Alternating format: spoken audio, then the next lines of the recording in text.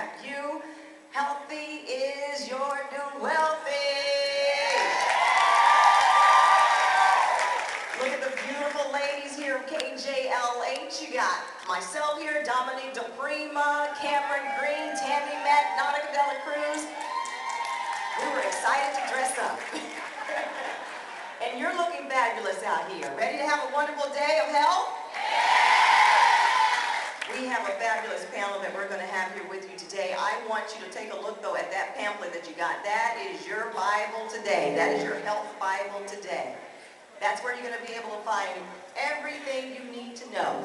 Or you'll find one of our Kjlh staff. They'll be able to direct you. We've got a lot going on today. Free health screenings. If you're listening on the radio, this is where you need to be. Those of you that are in your car stuck trying to get in the garage, I told you so. I told you so. And now I want you to just sit back and listen till you get parked and then get on up here. Right? We're waiting on them, right? Okay, so today we're going to get started with a distinguished panel. We've heard from some of them on the radio with me the last couple of weeks. This young lady was just with me Friday, and she talked about diabetes. How many of you know somebody with diabetes, right? Now, I know you guys want to raise your hand, but this is radio. We're live. So they're not going to be able to see you. I see your beautiful faces, but I'm going to need some noise out there, okay? And then I tell you, of course we hear about diabetes. We think about cake, sugar, we think all those things are what causes diabetes, but there's a whole lot more that goes to it, right? And there's a lot behind diabetes. And our special guest here, she is a board-certified emergency medicine physician. She's on staff at several hospitals throughout California, but she spends most of her time at the Western Medical Center in Anaheim. She's the founder of Active RX, that's Active Aging Center in Torrance, and founder of Healthline Inc. She speaks about all health issues, but today she's going to share her knowledge about this disease that plagues so many of us, and we are fortunate to have her. Please help me welcome Dr. Dianza.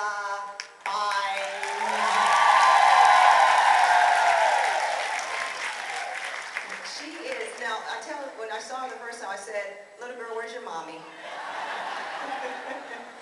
Where's your mommy?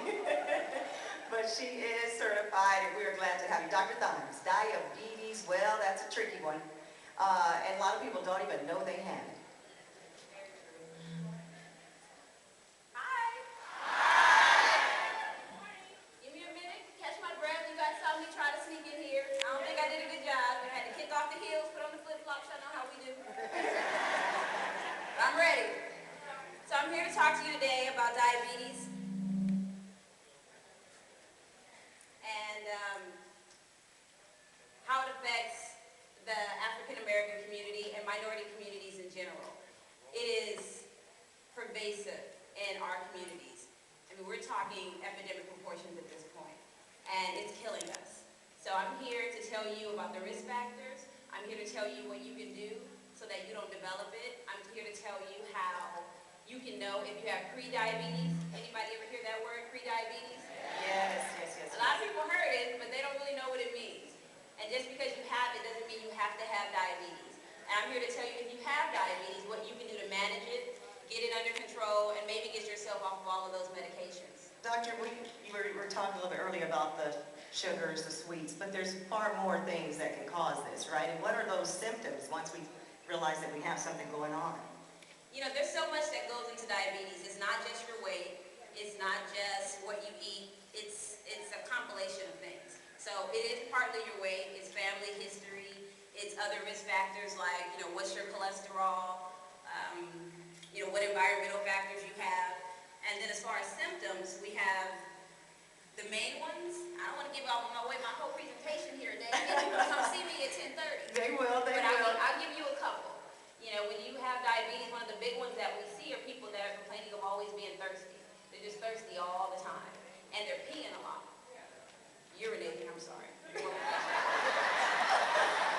thought we were at home in her living room. Y'all look like my aunts and uncles out there. I got company.